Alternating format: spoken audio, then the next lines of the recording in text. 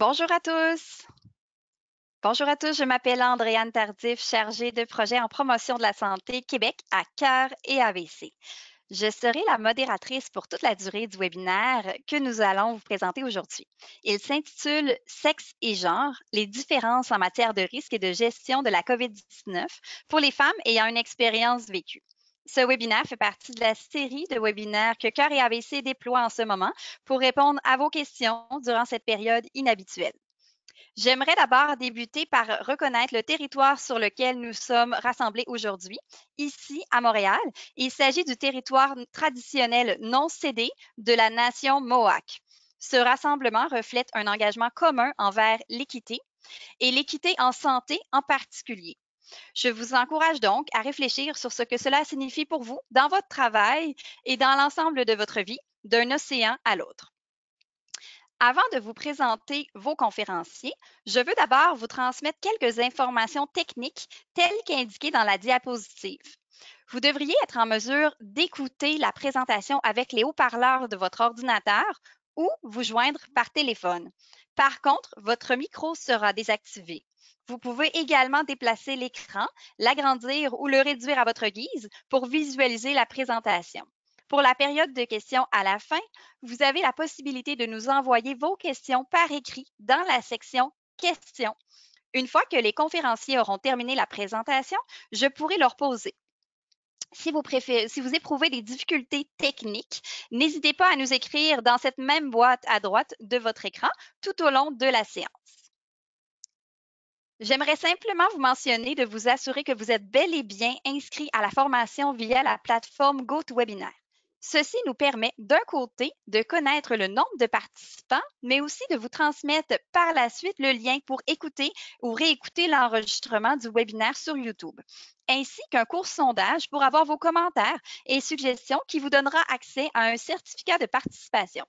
C'est très important pour nous de recevoir votre rétroaction pour nos futurs webinaires. Pour plus d'informations sur la maladie à coronavirus, consultez notre site web à l'adresse cœur-et-avc.ca/la COVID ou notre compte Twitter à commercial FMC-AVC-Science. Nous vous invitons également à consulter notre vidéo maintenant disponible sur la chaîne YouTube en français sur le lavage des mains à une seule main.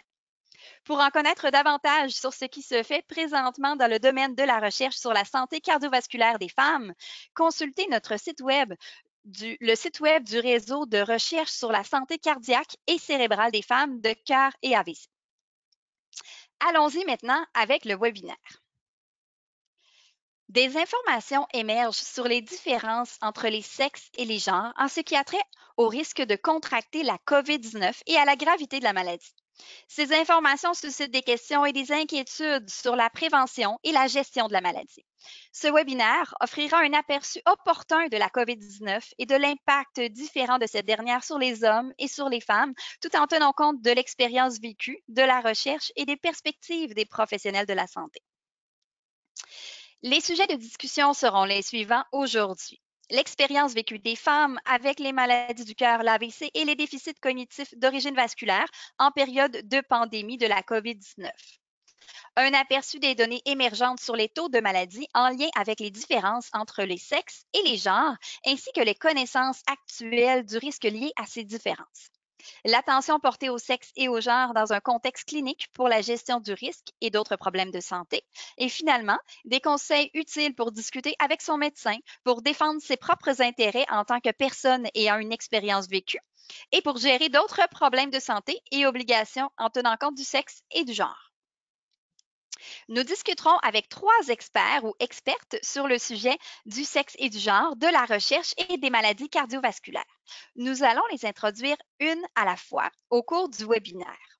Merci à nos oratrices d'aujourd'hui qui prennent tout le temps dans le cadre de leur fonction de soins de la santé ou personnel pour nous partager de l'information fiable. La première conférencière est Nancy Baudouin. Nancy a subi à 34 ans une rupture d'anévrisme au cerveau, créant un AVC hémorragique. Elle est porte-parole pour Cœur et AVC et pour Partenaires Santé, en plus d'être animatrice du programme La vie après un AVC. Maman monoparentale, Nancy nous épate tous les jours par sa résilience et sa motivation à toute épreuve. Je vous souhaite donc un bon webinaire et je passe la parole à Nancy Baudouin. Bonjour tout le monde. Pour me présenter, en 2006, j'étais conseillère en assurance et rente collective. J'étais associée avec ma mère et à 2 jours de mes 34 ans, j'ai subi une rupture d'anévrisme au cerveau, créant un AVC hémorragique. Malheureusement, j'ai appris également que j'avais un autre anévrisme au cerveau. Après une réadaptation et essayer de faire un retour au travail qui n'a pas fonctionné, j'ai dû prendre ma retraite. En 2014, à l'âge de 42 ans, j'ai donné naissance à mon premier enfant. Je suis une maman monoparentale à temps plein. En 2012, j'ai fait mes débuts en tant que porte-parole et je partage mon histoire afin d'amasser des fonds auprès de la Fondation des maladies du cœur et de l'AVC de partenaires santé. Je co-anime aussi avec la collaboration du C3S de Bordeaux, Quartier-Ville Saint-Laurent, le programme La vie après un AVC, et on est rendu à notre 5e cohorte. J'ai participé aussi en tant que survivante d'un AVC avec l'INES, l'Institut national de l'excellence en santé et services sociaux, pour l'évaluation compréhensive de la thrombectomie. J'ai également participé en tant que survivante sur le thème de l'initiative pour les femmes et la santé cardiovasculaire. En février dernier, j'étais sur la table d'opération afin d'emboliser mon anévrisme latent et j'ai appris que j'en avais 2 autres. Donc, on a remis l'intervention le 30 mars dernier, mais malheureusement, on a tout annulé à cause de la COVID-19.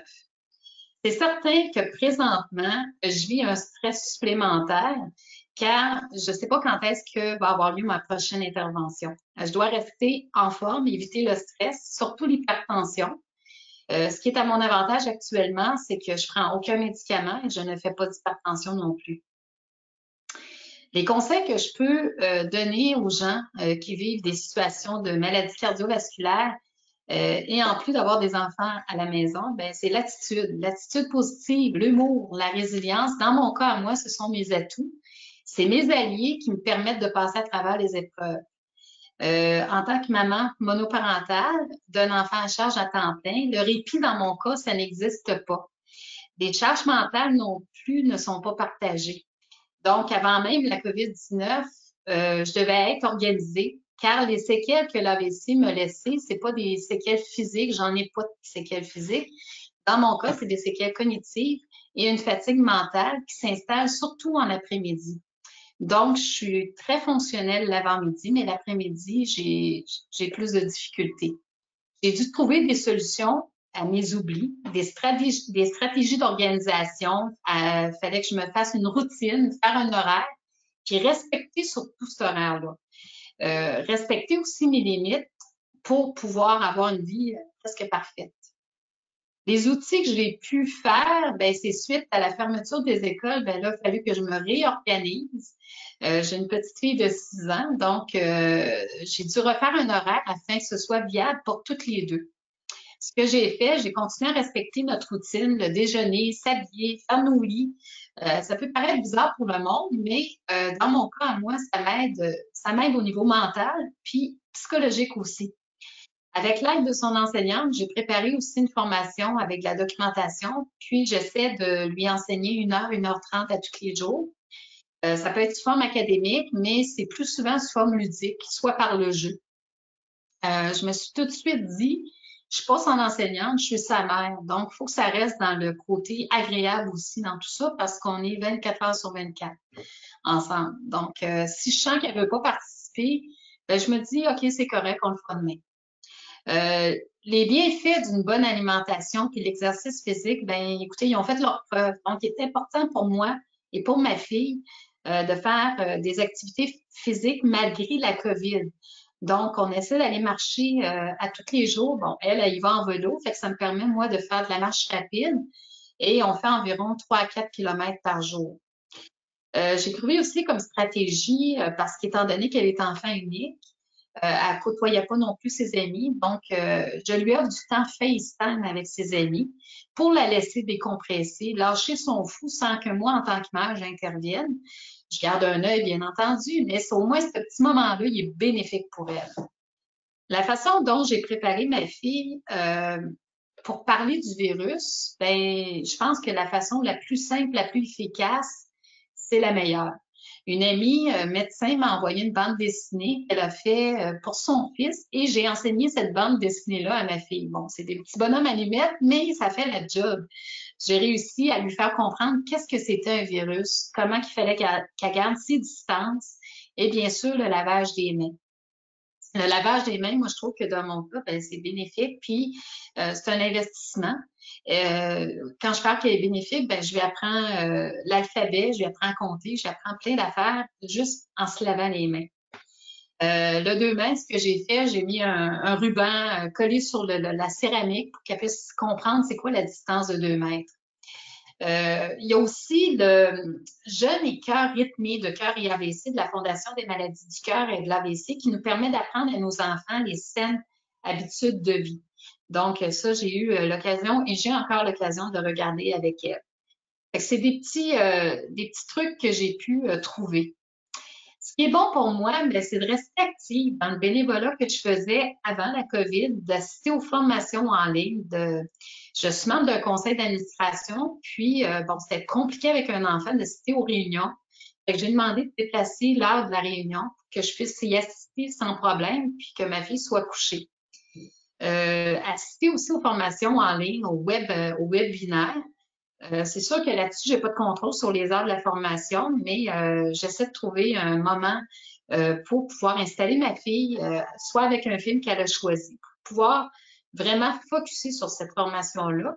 Puis en même temps, ben, ça me permet de travailler mon cerveau étant donné les séquelles cognitives.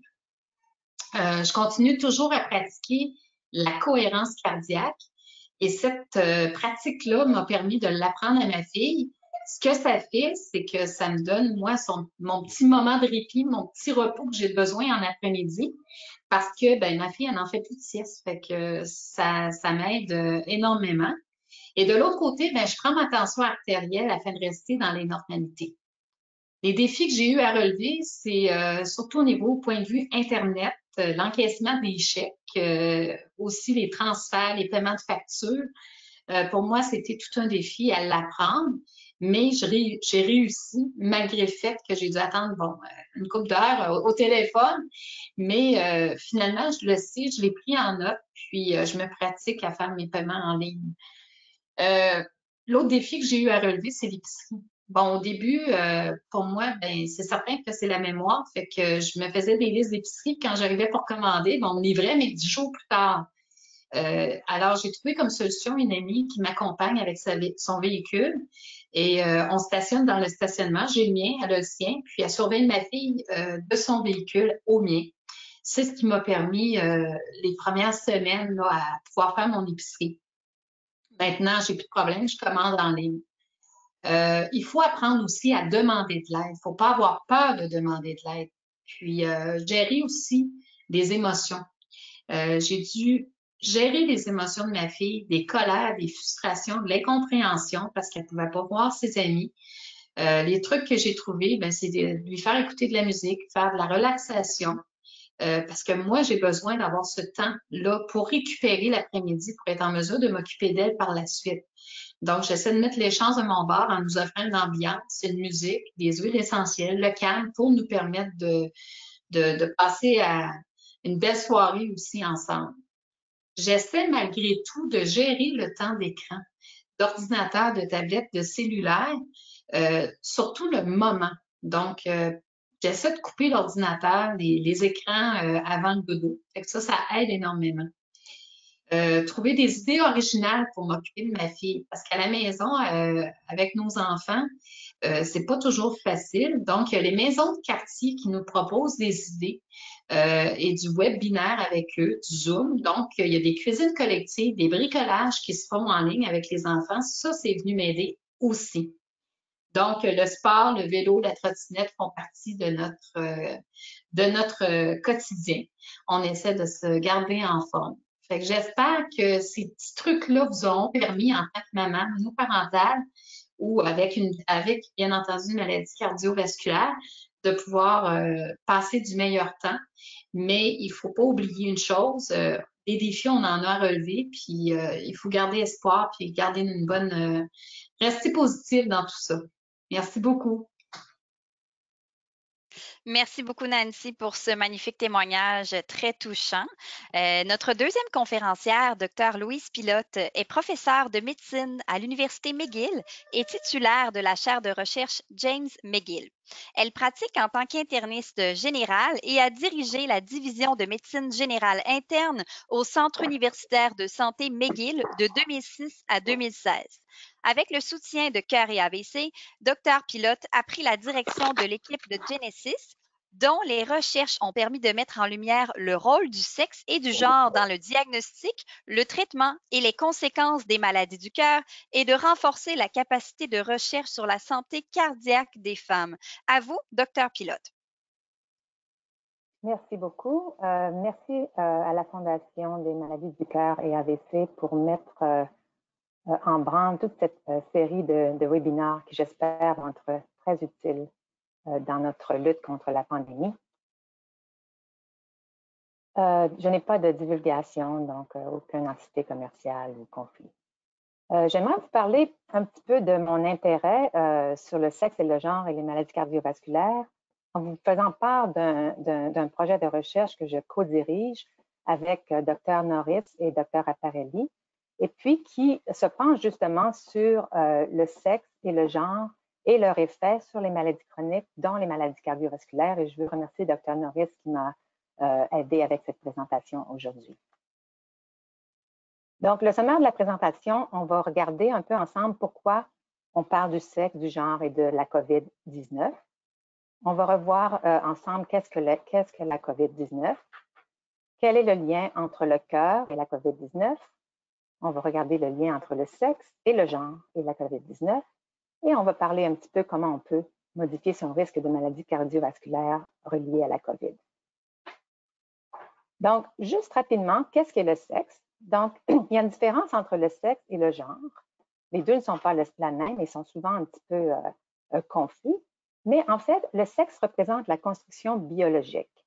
Qu'est-ce qui fait qu'un homme ou une femme soit de façon physiologique et anatomique un homme et une femme? Donc, les hormones, les gènes, l'anatomie et la physiologie. Et puis, ces différences biologiques-là affectent la propension, les trajectoires, la prévalence et le traitement des maladies et des problèmes de santé. Et ces différences biologiques-là entraînent des différences au niveau de l'absorption des médicaments, au niveau de qui sont reliées à la composition corporelle, le métabolisme, les maladies et les problèmes de la santé. Donc, en fait, le sexe, ce sont la biologie et comment ça peut affecter notre santé.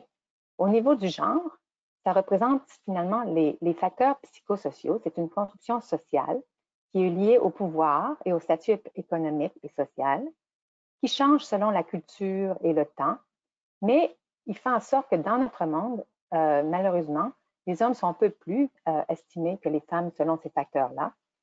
Et c'est en fait distinct du sexe. Donc, il y a différentes dimensions qui sont reliées au genre, le rôle que la personne peut avoir dans la famille, dans la société, l'identité de genre, les relations entre les sexes et puis les institutions qui règlent certaines situations, les congés de maternité, paternité et selon, qui sont finalement le genre institutionnalisé.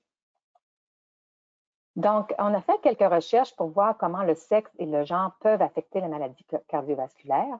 Et puis ici, juste pour vous montrer ici, c'est que de 0 à 100, c'est une mesure du genre qui va de 0, un genre qui est plus masculin au niveau du rôle et des relations, à un genre qui est plus féminin au niveau des rôles et des relations. Ce qu'on voit, c'est qu'en bleu, ce sont les hommes. Il y a quand même, qu'on soit un homme, on a quand même une distribution, on a quand même des rôles et des relations qui sont quand même traditionnellement associées aux femmes, et l'inverse aussi est vrai pour les femmes. Et on a démontré que, en fait, si on regarde les différences dans la mortalité après avoir un événement cardiaque chez les jeunes personnes, entre les femmes et les hommes, il n'y a pas vraiment de différence, mais qu'est-ce qui fait la différence? C'est vraiment le genre.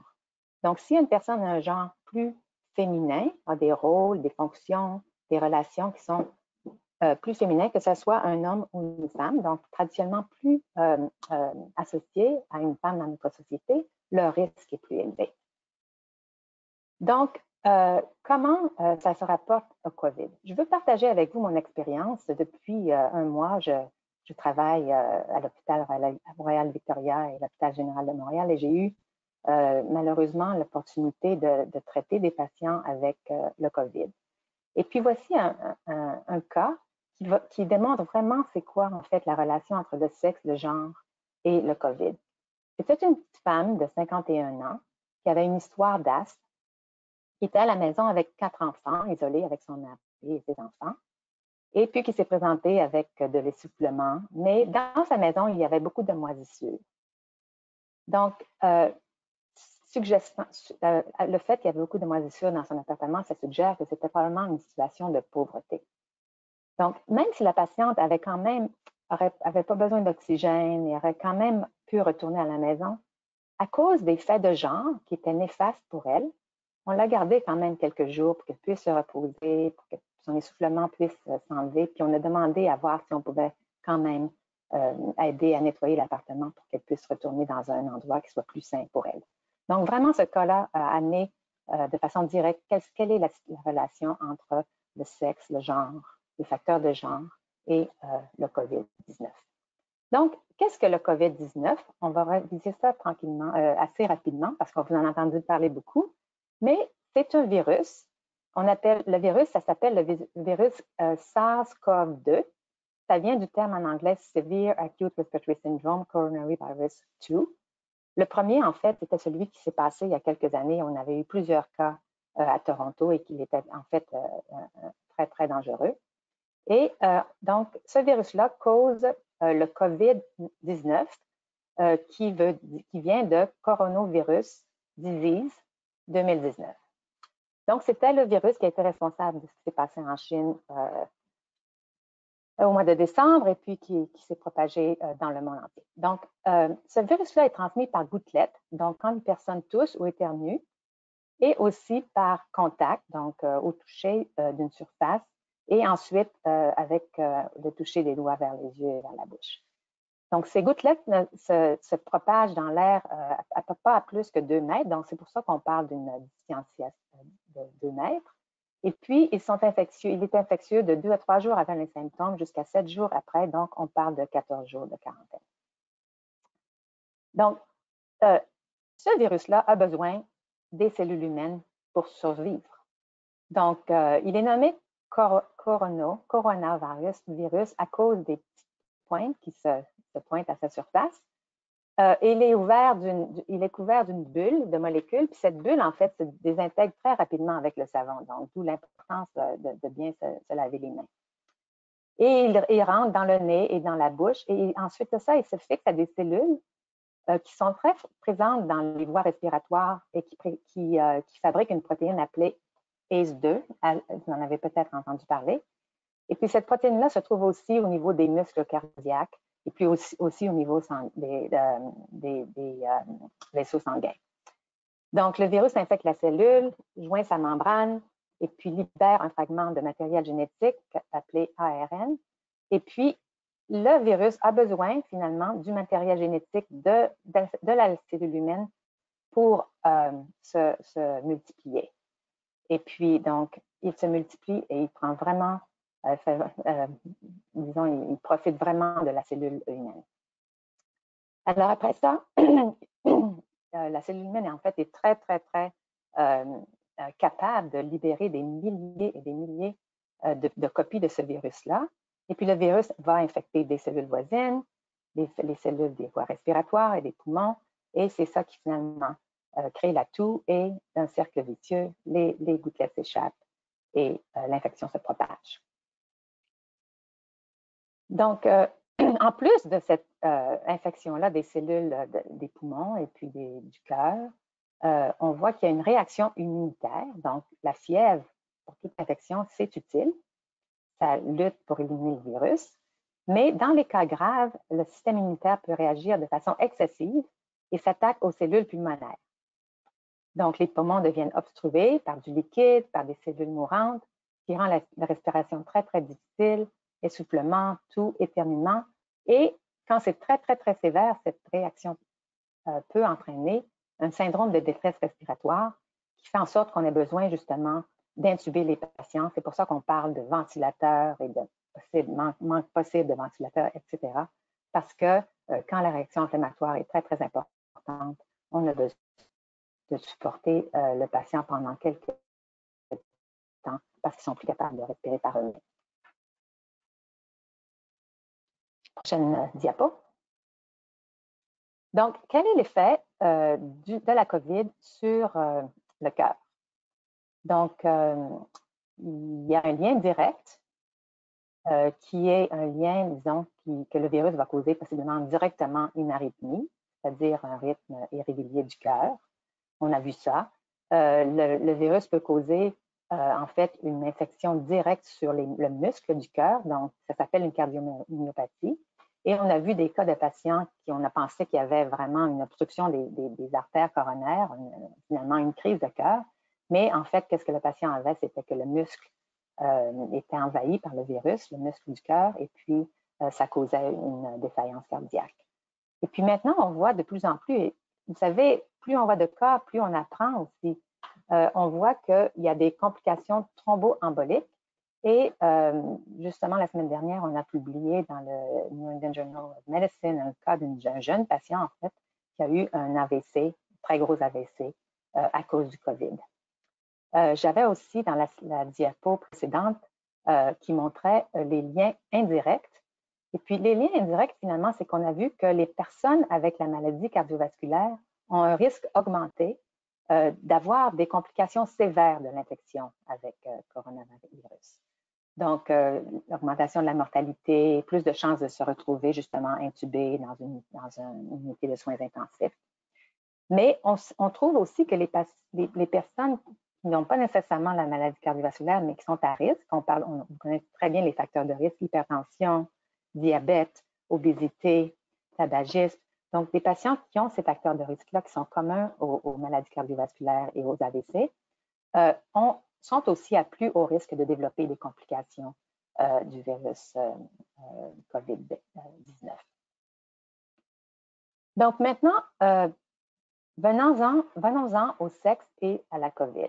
Donc juste pour vous rappeler, le sexe, c'est vraiment la biologie, les hormones, les gènes, et puis ça peut avoir des effets sur comment la maladie se développe et comment on traite les médicaments, la maladie avec les médicaments et la réponse aux médicaments. Je dois vous dire que c'est un petit peu difficile de trouver des données sur les différences entre les hommes et les femmes au niveau de la prévalence des cas, au niveau des décès.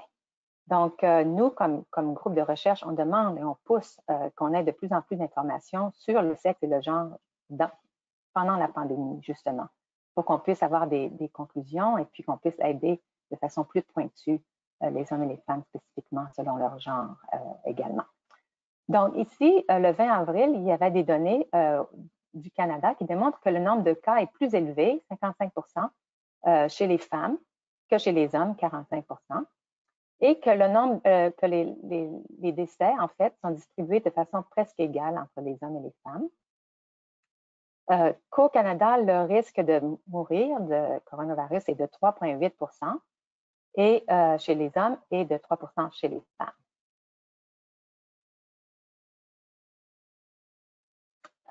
C'est un petit peu difficile aussi d'avoir des données sur les différences entre les sexes au Québec. Cette diapo est un petit peu difficile, mais j'ai réussi à trouver que, comme on le sait tous, malheureusement, les décès proviennent de nos personnes âgées qui vivent dans les CHSLD et dans les résidences privées. La majorité des cas et des décès sont dans la région de Montréal. Ici, si on regarde ici, on sait que les décès sont plus fréquents chez les personnes plus âgées. Mais ici, en rose et bleu, ici, on voit que la proportion de personnes qui meurent est plus élevée, en tout cas au Québec, chez les femmes que chez les hommes. Et puis, au niveau du nombre de cas, c'est un peu semblable à ce que je vous ai montré au niveau du Canada.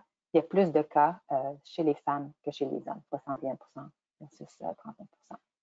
Donc, pourquoi y a-t-il des différences? On pense qu'il y a une différence je vous ai parlé de l'importance du système immunitaire au début. Donc, il y a des différences au niveau du système immunitaire entre les hommes et les femmes. En fait, c'est un avantage pour les femmes en général parce qu'ils ont parfois une réaction immunitaire suractive et que lorsqu'il s'agit de problèmes comme les infections, elles combattent les infections souvent mieux. Par contre, dans plusieurs populations, pas tant au Canada, mais on a vu qu'il y a une augmentation de la gravité du taux de mortalité dans les populations masculines, en fait, atteintes de la COVID-19. Donc, est-ce que c'est relié aux différences biologiques entre les hommes et les femmes, aux différences qui sont attribuables à la composition cellulaire et l'environnement micro-environnement immunologique dans le poumon? Est-ce que c'est relié à ce fameux récepteur-là qui accepte le virus dans nos cellules? Et en fait, ce récepteur-là est régulé par des récepteurs d'androgènes, des hormones masculines. Donc, encore une fois, est-ce que c'est pour ça qu'on voit dans certaines situations une mortalité plus élevée chez les hommes que chez les femmes? Encore une fois, on a besoin de plus d'informations, mais il semble y avoir ici une différence biologique, une différence de sexe pour expliquer justement les différences entre les hommes et les femmes. Et bien sûr, on vous a parlé des risques de maladies cardiovasculaires, des facteurs de risque qui diffèrent dans leur prévalence entre les hommes et les femmes. Les hommes ont plus de chances d'avoir des maladies cardiovasculaires, donc peut-être sont plus à risque de mourir du COVID à cause de ça. Et justement, les facteurs de risque comme l'hypertension, le diabète, qui varient dans leur prévalence avec l'âge, mais peuvent être reliés aussi au fait qu'on voit des différences entre les hommes et les femmes. Donc, ce sont les facteurs de sexe qui peuvent expliquer les différences. Maintenant, au niveau du genre et de la COVID-19, qu'est-ce que le genre? On en a parlé, construction sociale, liée au pouvoir et au statut socio-économique, varie entre le temps et les cultures et fait en sorte, en général, de favoriser les hommes plutôt que les femmes. Et il y a plusieurs dimensions. Juste pour vous montrer un petit peu quand on parle de rôle, on dit qu'est-ce que est la situation au travail, qui est responsable du travail à la maison, qui est la personne qui gagne dans la famille, qui est responsable des soins des enfants, qui est responsable du travail à la maison, etc. On parle de rôle. Au niveau de l'identité, on parle de la personnalité, on parle de si une personne s'identifie comme mâle, femelle, transgenre, cisgenre. Donc ça, c'est au niveau de l'identité. On parle des politiques institutionnelles qui sont reliées au genre, donc le niveau de revenus, la valeur du travail dans la société, le standing social. Et finalement, on parle aussi de relations, le support social, etc. Donc, vous pouvez voir que ces facteurs de rôle, de genre-là, ont un effet sur qui est à risque dans notre société. Vous savez, il s'agit de penser aux personnes qui ont pris soin des personnes dans les centres de longue durée, les préposés aux bénéficiaires, les infirmières. On sait que ces personnes-là ont des facteurs de genre qui sont plutôt délétères et puis, en général, ont tendance à être des femmes. Donc, si on regarde ici les genres et les professions de la santé, on voit ici que les médecins, en majorité, sauf que ça change, sont presque toujours plus des hommes que des femmes, alors que les infirmières et les PAB, les préposés aux bénéficiaires, ont tendance, dans toutes les régions du monde, en fait, d'être plus des femmes que des hommes. Donc, pour de nombreuses femmes, en particulier celles qui ont des enfants ou des aînés à la maison, la pandémie de la COVID-19 a donné une nouvelle urgence aux nombreux défis auxquels elles étaient confrontées depuis longtemps. Donc, on sait que les femmes représentent presque la moitié de la main-d'œuvre dans notre société. 70% des mères d'enfants de moins de 18 ans sont sur le marché du travail. Et malgré ça, la rémunération des femmes représente 80% de celle des hommes. Les femmes à faible revenu ont aussi moins d'avantages sociaux. Et les femmes sont plus susceptibles d'être les principales aidantes, souvent gestionnaires des besoins de leur famille en matière de soins de santé. Et ça comprend les soins des enfants et les soins des parents, parce que plusieurs dans notre société sont dans la génération qu'on appelle la génération sandwich. Donc, voici tous les facteurs de genre qui peuvent justement affecter le risque d'avoir la COVID. Donc, les rôles reliés au genre influencent le lieu où les hommes et les femmes passent leur temps. Donc, avec ça, va affecter les agents infectieux avec lesquels ils entrent en contact, la nature de l'exposition, la sévérité ou la magnitude de l'exposition, sa fréquence et son intensité, et l'évolution et l'issue des maladies des personnes qui en sont infectées. Ici, au début de la pandémie, il y a eu un questionnaire qui a été fait par la Kaiser Family Foundation. On travaille, nous, en fait, aussi sur un questionnaire qui va être posé aux personnes qui travaillent, aux professionnels de la santé, Mais juste pour vous faire un sommaire de ce questionnaire-là, qu'est-ce qu'il nous montre? C'est que les femmes s'inquiètent davantage des conséquences négatives de la COVID quand on compare hommes et femmes. Mais si la personne prend soin des enfants, que ce soit un homme ou une femme, les personnes à la maison avec les enfants s'inquiètent davantage de la perte de revenus et le manque de travail. Les femmes rapportent qu'elles ont pris plus de précautions que les hommes au niveau d'annuler les voyages, pas aller dans des regroupements, s'assurer qu'il y a assez de médicaments et assez de nourriture à la maison, etc. Donc, les femmes ont pris soin ont pris ces précautions-là plus que les hommes. Et les femmes rapportent qu'elles ressentent des effets négatifs sur la santé mentale causés par l'inquiétude de la COVID. Donc, on voit que les répercussions de la COVID-19 sur les femmes, elles doivent concilier des responsabilités multiples, elles se retrouvent sans filet de sécurité, elles ressentent des niveaux croissants de stress et d'anxiété. Donc, quelles sont les recommandations? À la lumière de ce questionnaire-là, on peut voir que non seulement la santé physique, mais aussi la santé mentale est très importante. Donc, il faut essayer de parfois se débrancher un peu des médias et de retrouver un équilibre. Il faut continuer à avoir une distanciation physique, mais ça ne veut pas dire d'être toujours seul. Donc, il faut faire attention à ça. Parce qu'on n'est pas seul, il faut s'assurer de faire des contacts avec notre famille, les personnes autour de nous. Faire attention aussi aux personnes âgées qui vivent autour de nous, s'assurer qu'elles ne sont pas isolées. Ce n'est pas facile pour personne, tout le monde partage la même chose et prendre soin aussi d'être très actif au niveau physique. Prochaine diapo. Donc, on a parlé souvent de comment éviter une infection du COVID. Je répétais rapidement parce qu'à la fin, surtout qu'on va retourner un petit peu plus à la normale, il faut toujours continuer à se rappeler de se laver les mains avec du savon, d'éviter de se toucher le visage, de garder ses distances avec les autres, de nettoyer souvent les surfaces fréquemment utilisées. Moi, je peux vous dire qu'à l'hôpital, les ordinateurs, je les nettoie 100 fois par jour. Prochaine diapo, s'il vous plaît. Donc, on a parlé comment éviter, mais les facteurs de risque qui augmentent les conséquences de la COVID, on en a parlé. Consommation d'alcool, tabagisme, cannabis, prise de poids, alimentation, niveau d'activité physique, tous reliés au diabète, hypertension et obésité. Qui sont des facteurs qui augmentent le risque d'avoir des conséquences néfastes du COVID. Ici, un petit questionnaire qui a été vu, qui a démontré que depuis le début de la pandémie, en fait, les Québécois boivent plus d'alcool, consomment plus de cannabis, se préoccupent plus de leur poids. En fait, ils ont connu une augmentation de leur poids, donc ils s'en préoccupent. Il y a 25% des personnes qui rapportent une diminution de la qualité de leur alimentation, et puis c'est souvent des jeunes qui mangent moins bien. Donc, et aussi une diminution assez marquée de l'activité physique. Donc, il faut quand même, tout en restant en sécurité, conserver des bonnes habitudes de vie qui vont encore une fois diminuer nos risques de souffrir du COVID. Donc, manger sainement, faire de l'activité physique, dormir suffisamment, réduire notre stress.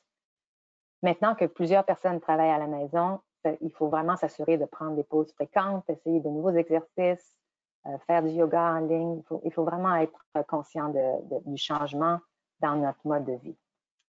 Finalement, il ne faut pas négliger les symptômes non-COVID.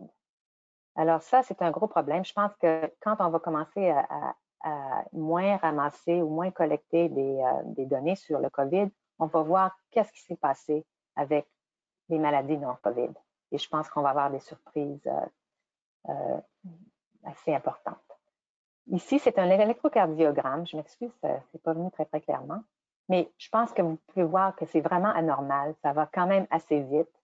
Et puis ça s'appelle de la tachycardie ventriculaire. Et puis, je veux dire que ça, c'est une arythmie maligne qui est associée à une mortalité de 50%.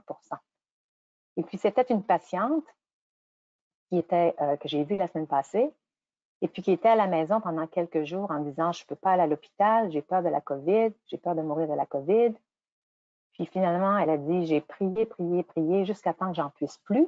Puis là, elle est venue à l'hôpital. Puis cette arythmie-là est associée à un risque de mourir de 50%. Et son risque de mourir de la COVID est beaucoup moindre que ça. Donc, il faut absolument venir à l'hôpital quand on a des symptômes et puis surtout quand on a une maladie cardiovasculaire existante et pas avoir peur de la COVID parce que c'est plus dangereux d'attendre que d'attraper la COVID quand on vient à l'hôpital. Donc, il faut aussi reconnaître les symptômes de la COVID et ces symptômes-là et d'un épisode cardiaque. Il y a quand même un chevauchement entre les deux. Donc, il faut s'assurer que finalement, les symptômes qui sont possiblement des symptômes de la COVID peuvent être des symptômes d'un épisode cardiaque. Donc, dans le doute, on demande de l'aide. On ne vient pas à la conclusion que c'est les COVID et puis on n'a pas besoin d'avoir de soins. Parce que, en général, les femmes atteintes de maladies cardiovasculaires ont toujours tendance à retarder, à appeler pour de l'aide à cause justement des facteurs de genre, de rôle. On prend soin de nos enfants, on prend soin de la famille avant de prendre soin de nous-mêmes. Donc, si vous avez des symptômes de crise cardiaque ou d'AVC, appelez immédiatement 911. Et si vous avez quelques doutes, appelez votre médecin. Si vous avez des inconforts thoraciques, essoufflements ou autres symptômes que vous n'êtes pas sûr si c'est cardiaque ou COVID. Mais dans le doute, présentez-vous à l'urgence. Donc, le sexe et le genre affectent grandement le risque de la COVID, comme je vous ai démontré, et ses conséquences sur la maladie cardiovasculaire, mais vraiment, c'était vrai avant que le sexe et le genre étaient importants, c'est vrai pendant, et puis ça va l'être encore après. Il y a les groupes vulnérables au virus et aussi à la crise socio-économique, donc ces groupes-là, en fait, sont les mêmes. Et ces groupes-là, en fait, ont des facteurs de sexe et de genre qui les rendent plus vulnérables. Donc, les personnes aînées, les femmes, les personnes en situation de pauvreté, les résidents étrangers, les communautés autochtones éloignées, et puis les maladies, les personnes avec des maladies chroniques ou immunodéprimées. Donc, en résumé, le coronavirus dépend des cellules humaines pour se multiplier. Donc, pour lutter contre ce virus-là, il faut s'en éloigner le plus possible pour arrêter sa propagation. Les patients avec maladies cardiovasculaires sont plus à risque et les personnes avec des facteurs de risque de maladies cardiovasculaires, telles l'hypertension, le diabète, l'obésité, sont aussi à risque.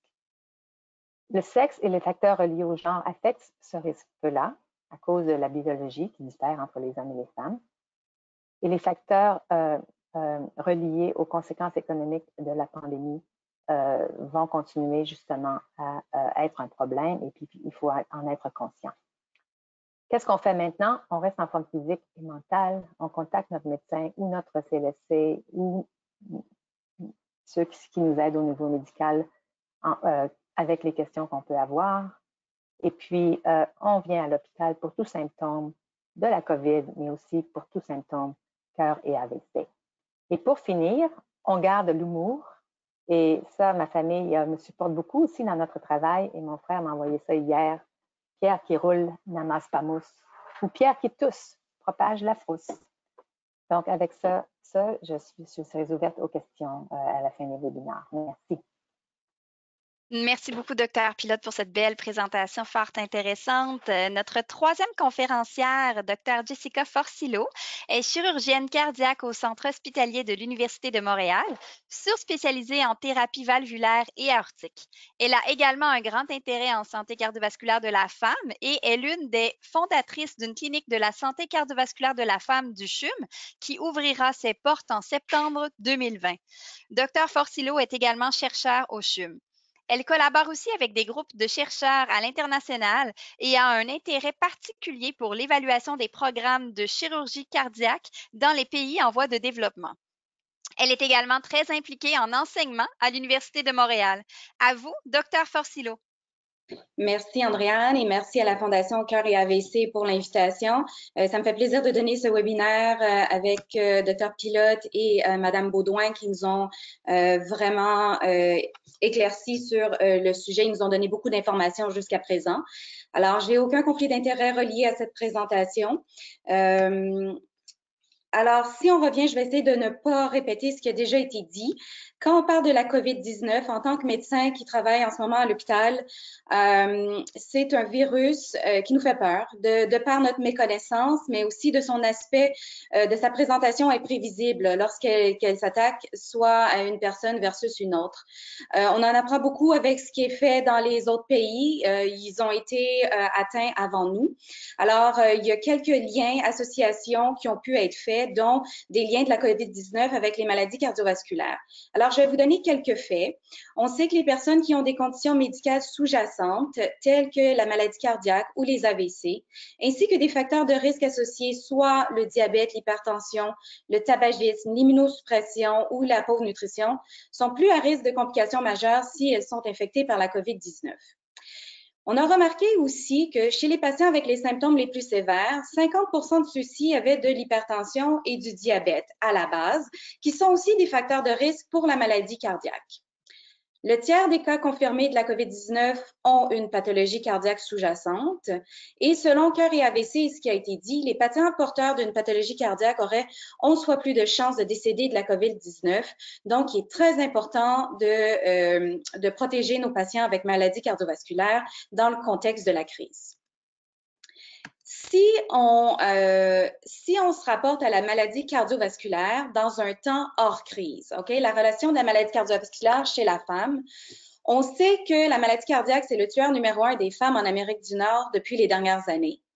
La mortalité après un infarctus chez la femme, c'est le double que celle chez l'homme.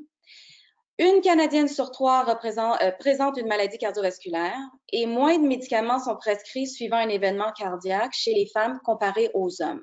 Ça, c'est à la base dans un contexte hors crise. Si on continue, la maladie cardiovasculaire, c'est une cause importante de mortalité chez la femme.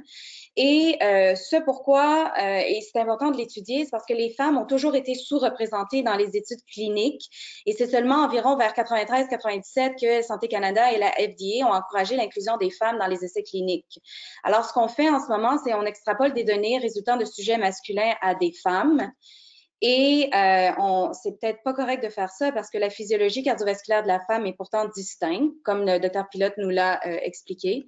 Il y a des changements hormonaux importants dans notre vie, soit le passage de la grossesse, la préménopause, la ménopause, et nous avons des mécanismes pathophysiologiques qui sont différents. Aussi, tout ça résulte en des différences marquées de nos facteurs de risque, de la reconnaissance des symptômes, donc du diagnostic de maladie cardiovasculaire et ensuite des traitements qui sont administrés par la suite. Pourquoi c'est important? Parce qu'il y a eu une grande évolution de la maladie cardiaque, surtout chez la femme au 21e siècle. Puis, en ce moment, on est à l'ère d'une médecine qui doit être individualisée. Donc, on doit désormais considérer le sexe et le genre du patient, comme on nous l'a expliqué, dans notre approche thérapeutique. Donc, ce qui résulte en une approche qui prend en compte de la variabilité génétique et l'environnement, donc le genre, et les différences de mode de vie de l'individu. Et où je veux en venir avec ça, c'est parce que dans un contexte de crise, de pandémie, on a un environnement qui est modifié, ainsi que notre mode de vie qui est modifié également. Le sexe et le genre, je ne reviendrai pas parce que ça a été très bien expliqué. Et là, si on revient à la COVID-19, est-ce qu'il y aura un impact disproportionné sur les femmes par rapport à ça? Si on sépare en sexe, on a pu voir que la mortalité et les complications sont plus grandes chez les hommes que chez les femmes avec la COVID-19 jusqu'à présent.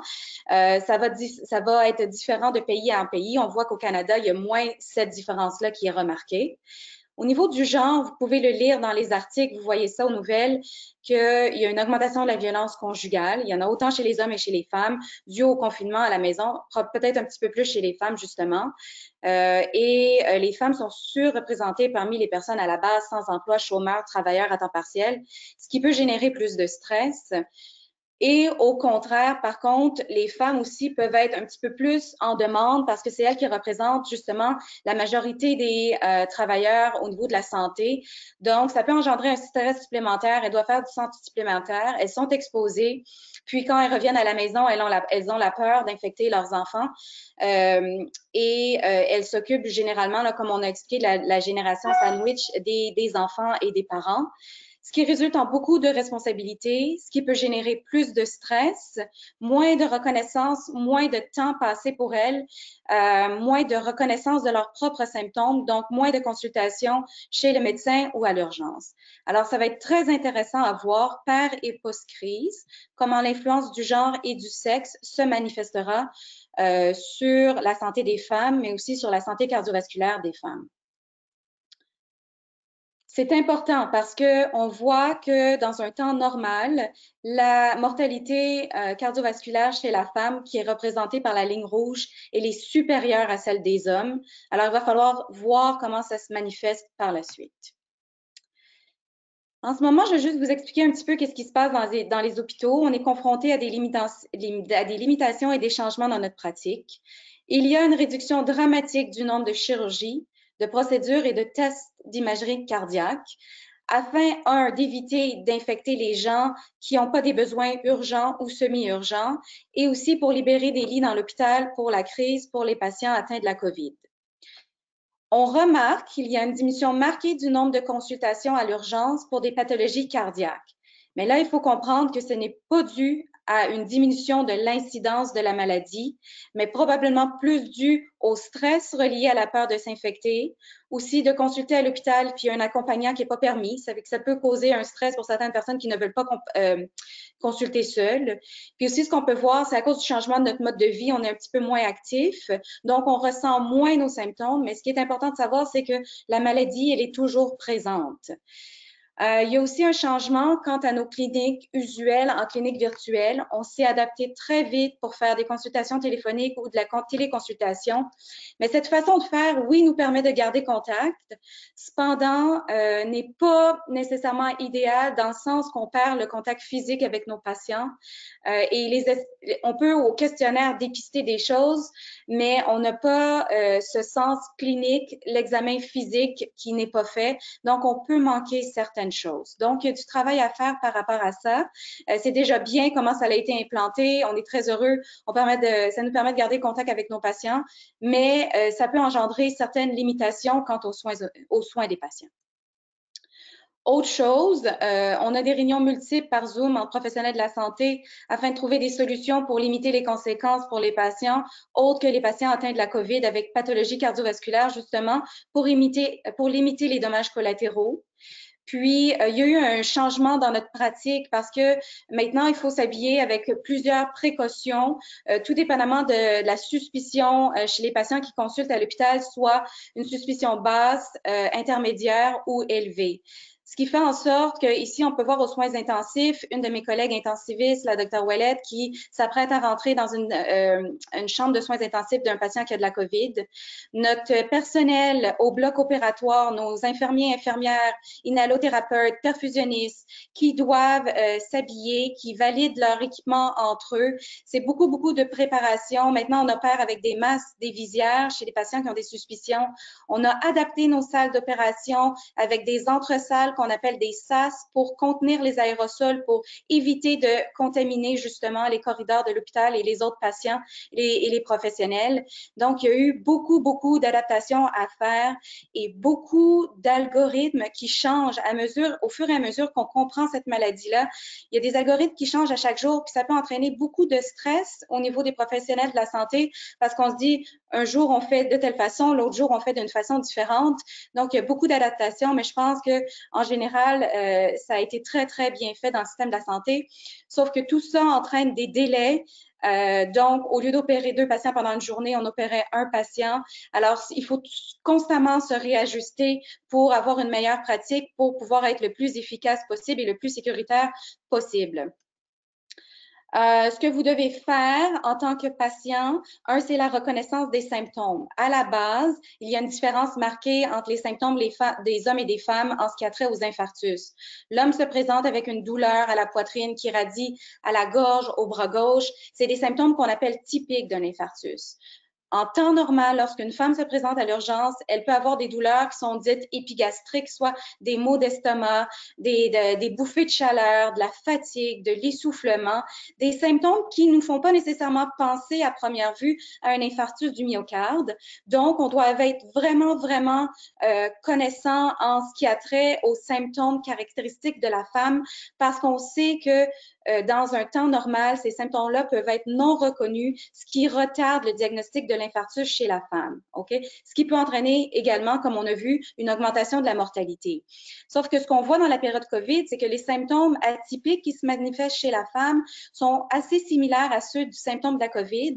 Alors, il faut être informé pour que si on décide de consulter à l'urgence, il peut y avoir des retards de diagnostic parce que là, peut-être que l'urgentologue va penser à un diagnostic de la COVID, va demander des tests au niveau de la COVID, mais ne passera pas nécessairement tout de suite au cœur. Donc, il va y avoir des retards de diagnostic ou une méconnaissance du diagnostic, ce qui peut entraîner des conséquences fatales tant qu'au traitement de la maladie cardiovasculaire. Alors, au niveau des activités de la vie quotidienne et des habitudes de vie, vous devez continuer d'adopter de bonnes habitudes de vie, pas nécessairement seulement dans le temps de la COVID, c'est important, mais tout ce qu'on vous dit de faire, tous les conseils qu'on vous donne en ce moment, c'est aussi par rapport à la maladie cardiovasculaire. C'est les conseils qu'on vous donne en prévention primaire ou secondaire pour cette maladie-là. Donc, évidemment, la distanciation sociale, d'autant plus importante, comme vous avez vu au début de la présentation, si vous avez des facteurs de risque ou si vous avez une maladie cardiovasculaire. Cependant, il faut trouver des moyens de rester en contact avec les proches, sinon ça peut devenir très stressant et engendrer d'autres problèmes, plus au niveau psychologique. Il faut adopter des saines et bonnes habitudes de vie à la maison, l'activité physique régulière, une diète équilibrée, un sommeil réparateur et un contrôle de stress et d'anxiété. Quelques trucs, comme on l'a mentionné, établir une routine, contacter sa famille et ses amis, limiter ce que vous écoutez dans les médias et dans les réseaux sociaux parce que ça peut devenir très stressant. Focuser sur ce que vous pouvez contrôler en ce moment parce qu'il y a plusieurs choses qu'on ne peut pas contrôler, vivre dans le moment présent, puis ne pas trop être exigeant envers nous-mêmes parce que en ce moment, dites-vous que personne n'est à son meilleur. Autre chose, au niveau des patients en attente de chirurgie cardiaque, vos chirurgiens et cardiologues ont élaboré une liste de priorisation des cas. On appelle constamment nos patients sur la liste d'attente durant cette période afin d'évaluer le statut des patients en attente. On va opérer les patients urgents et semi-urgents. Puis, les patients en attente à la maison ont notre numéro de téléphone pour nous rejoindre si jamais leur état se détériore.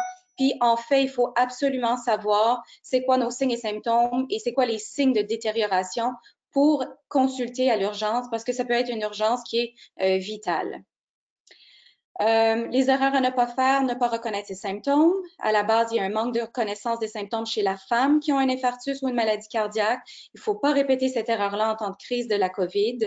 Il ne faut pas avoir peur de consulter à l'urgence d'un hôpital. Il y a des précautions qui ont été mises en place pour la sécurité des patients et du personnel. Il ne faut pas consulter tardivement pour pas avoir des conséquences qui sont fatales. Informez vos proches de ce que vous apprenez dans les webinaires, ce que vous apprenez à la radio. Soyez à l'écoute des symptômes de vos proches pour leur recommander de consulter également. Alors, je laisse la parole à Andréane. Merci beaucoup, Dr. Forcillo, et à tous nos conférencières pour cette belle présentation. Nous sommes maintenant rendus à la période de questions. Notre première intervention avant de commencer est plutôt un remerciement pour Nancy d'avoir partagé son expérience. Donc, tout le monde, on voit là, dans les commentaires des participants qu'ils reconnaissent ton courage, Nancy, ta détermination dans les épreuves que tu as traversées. En fait, on aurait le temps pour une seule question, malheureusement, avec le temps qui file. Je vais l'adresser à Nancy, si tu peux y aller rapidement quand même pour répondre. Donc, tout à l'heure, avec la présentation de Dr. Forcillo, on mentionnait là l'importance de consulter les services d'urgence rapidement si on a des doutes de maladie cardiovasculaire. Tu nous mentionnais, Nancy, qu'il y a eu rapidement un épisode tout récemment hier avec ton oncle. C'est bien ça? Veux-tu nous en parler, Nancy? Effectivement, mon oncle a senti un malaise, il était étourdi, il avait le bras engourdi, une jambe engourdie. Alors, ma tante m'a téléphoné, puis elle me dit, est-ce que ça pourrait être un AVC? Il me dit qu'il va mieux. Fait que je lui ai dit, écoute, tu perds pas de temps. Elle a téléphoné le 811 parce que le docteur Forcillo l'a mentionné. Les gens ont peur d'aller à l'hôpital à cause de la COVID et c'était son cas. Alors, suite à l'appel avec le 811, lui ont dit tout de suite de se rendre à l'hôpital et effectivement, il est en train de faire un AVC. Donc, c'est un AIT, un accident ischémique transitoire, donc un mini AVC. Et là, il est toujours présent à l'hôpital, il passe des tests pour être sûr que tout va bien aller. Donc, faut pas hésiter de consulter et d'être à l'écoute de nos signes. Et on a avec la Fondation le mot vite, vite pour le visage affaissé, I pour l'incapacité de lever les deux bras. On a le T pour le trouble de la parole et le E pour l'extrême urgence. Donc, allez à l'hôpital. Un grand merci, Nancy, Merci. très apprécié. Merci, Dr. Forcillo. Merci, Dr. Pilote. C'était vraiment fantastique. Si jamais vous avez d'autres questions, vous pouvez les envoyer à l'adresse courriel des pratiques optimales que vous voyez à l'écran. Donc, on est rendu à la fin du webinaire. On remercie encore les 3 conférencières d'avoir pris le temps de répondre à vos questions, d'explorer des stratégies pour continuer au niveau du sexe et du genre durant cette période de pandémie. Afin de poursuivre les échanges, joignez-vous en ligne à nos communautés de Cœur et AVC Facebook. Donc, merci à tous pour votre précieuse participation. Soyez à l'affût de nos prochains webinaires qui seront tenus très régulièrement, dont le prochain sur l'insuffisance cardiaque à venir sous peu, le 14 mai. Et un autre sur le sommeil à venir le 26 mai. Donc, prenez soin de vous et au plaisir de se retrouver bientôt. Merci. Merci.